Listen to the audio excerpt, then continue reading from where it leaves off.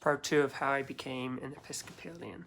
After I became a Christian, I did have that on fire feeling for God. I read through most of the New Testament within the first few months of becoming a Christian. I got really close with my youth pastor, and we would have long talks after the youth group, and he would even pick me up sometimes, and we would go to McDonald's or something. We would just have these long debates and talks about God and Christianity, and I was really on fire for God. I loved God, and I tried to bring friends into it. And I was still under the paradigm of like the traditional, good news, gospel kind of thing, and trying to convert people to that version of Christianity.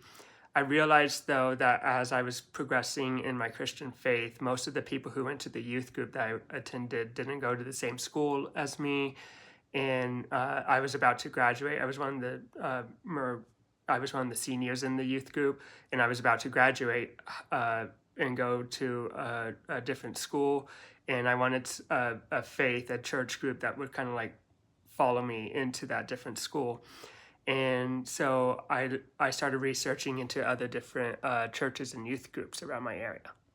One of the groups I looked into, I knew it was Xenos Christian Fellowship, and I had a friend who attended their high school Bible study, one of their high school Bible studies, and she knew I was openly gay, and she never said anything about me being gay. And I looked into this Xenos church, and there wasn't anything that explicitly said that homosexuality was a sin. It was very unclear based on their website. It might have changed since then, but I I just looked at it, and it seemed like a legit place to learn about God. And so I asked my friend if I could attend a high school Bible study with her, and she took me.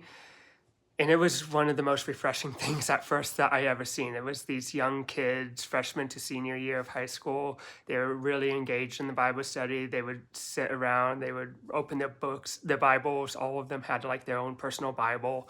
They would take notes, and then after the study, we would all sit around and talk and just have a good time and really good fellowship with each other.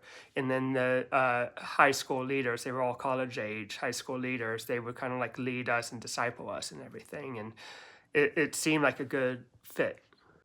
I did get a full ride to a Christian college in Indiana. I wanted to go to learn how to become a youth pastor at a Christian college, and I just miraculously got in because I just barely passed my ACT test.